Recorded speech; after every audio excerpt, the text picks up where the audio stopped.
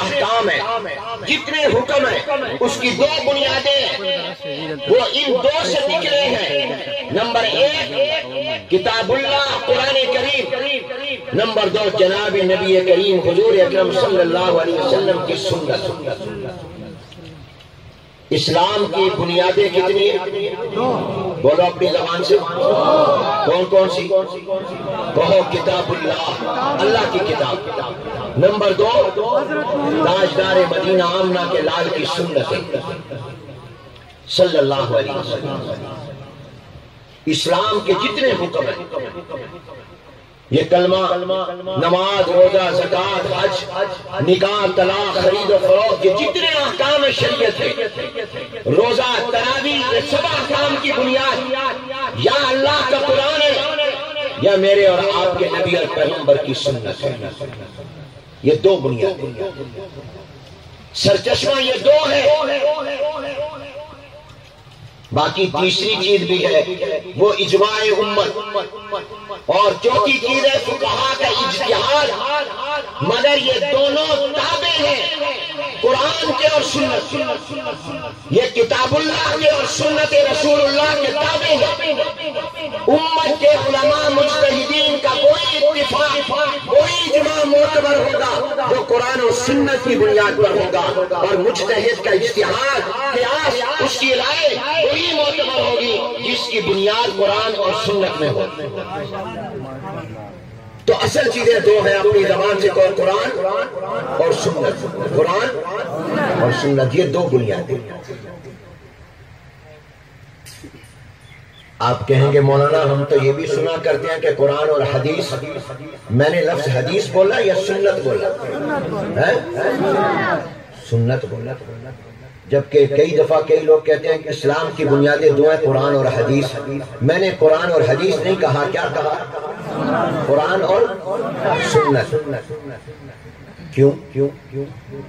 یہ بھی میں آپ کو بتا دیتا ہوں، میں نے حدیث کا لفظ نہیں بولا، سنت کا بولا۔ خاص طور پہ ہمارے ہاں ایک مستقل ایک جماعت ہے، گروہ ہے، جن کا نام ہی اہل حدیث ہے، وہ کہیں گے کہ جی آپ نے حدیث کا لفظ نہیں بولا، سنت کا لفظ بولا۔ تو دوستو یاد رکھو، حجت اور عمل کے لیے حدیث نہیں سنت ہے، بنیاد اصل میں قرآن اور سنت ہے۔ ہم سب حدیث کو مانتے ہیں۔ حدیث کس کو کہتے ہیں یہ بھی یاد رکھو، آج حدیث کا سبق آپ نے پڑھا، لفظ آپ سنتے ہیں، حدیث چار چیزوں کا نام۔ کس کا نام ہے؟ بلند آواز سے کو کتنی چیزوں کا؟ آپ کو میں کچھ سبق پڑھا رہا ہوں تاکہ آپ کو پتہ چلے مدرسوں میں اندر کیا سبق پڑھے جاتے ہیں۔ حدیث کس کا نام ہے؟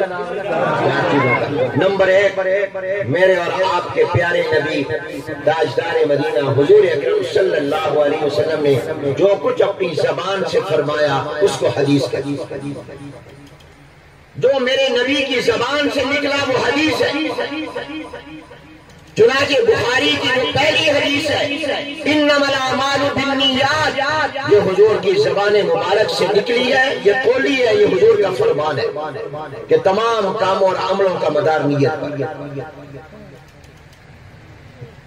نمبر دو، حدیث کہتے ہیں اس کو جو حضور نے کام کیا ہو، جس میں حضور کا فعل، حضور کا عمل مبارک ہو، کہ حضور نے نماز ایسے پڑھی، حضور نے روزہ ایسے رکھا، حضور نے خانہ کعبہ کا طواف ایسے کیا، حضور نے حج ایسے کیا، حضور نے عمرہ ایسے کیا، حضور نے احرام اس طرح پر باندھا، حضور نے کھانا اس طرح کھایا، حضور نے پانی اس طرح پر پیا، حضور نے آرام اس طرح پر کیا، حضور چلتے اس طرح تھے، حضور بولتے اس طرح تھے، حضور بیٹھتے اس طرح تھے، حضور لیٹتے اس طرح تھے، یہ جن میں بیان ہو اس کو بھی حدیث کر رہا ہے۔ ابھی مجھے کہا جائے آئیے تقریر کریں، ہمارے یہاں تقریر نام بولنے کا ہے، مگر محدثین کی اصطلاح میں، ان کی زبان میں تقریر نام بولنے کا نہیں ہے، چپ رہنے کا ہے۔ اور کیا مطلب یہ کہ جب میرے اور آپ کے پیارے نبی آمنہ کے لال تاجدار مدینہ حضور اکرم، سب کہہ دو صلی اللہ، بلند آواز سے کہو، جو کہہ رہے ہیں اللہ ان کو حضور کی کی شفاعت نصیب فرما، اے اللہ ان کو حضور کا مدینہ دکھا، اے اللہ ان کو گنبد خضرا دکھا۔ بات سمجھ آ رہی؟ بولو سمجھ آ رہی؟ حضور اکرم صلی اللہ علیہ وسلم کے سامنے کوئی کسی نے بات کی، کوئی کام کیا، یا حضور کو بتایا گیا کہ فلاں بندے نے یہ بات کہی، یہ کام کیا، حضور چپ رہے، حضور علیہ السلام نے روکا نہیں، ٹوکا نہیں، منع نہیں کیا، یہ نہیں کہا یہ غلط بات ہے، یہ غلط کام ہے، یہ ناجائز ہے، حضور چپ رہے۔ آپ کا چپ رہ جانا اس کو تقریر کہتے ہیں، تو آپ نے اس کو برقرار رکھا، اور حضور کا یہ چپ رہنا بھی شریعت بن گیا، دین بن گیا، حدیث بن گیا۔ کسی کا چپ رہنا دین نہیں ہے، میرے نبی کا چپ رہنا بھی دین ہے۔ کسی کا خاموش رہنا دین نہیں ہے، کسی کا خاموش رہنا حجت شرعیہ نہیں ہے، مگر نبی کا مقام اتنا اونچا ہے کہ اس کا چپ رہنا بھی اللہ کا دین بن گیا، اس کا چپ رہنا بھی شریعت بن گیا۔ آپ کا تشریف لائے، اچھا ماشاءاللہ۔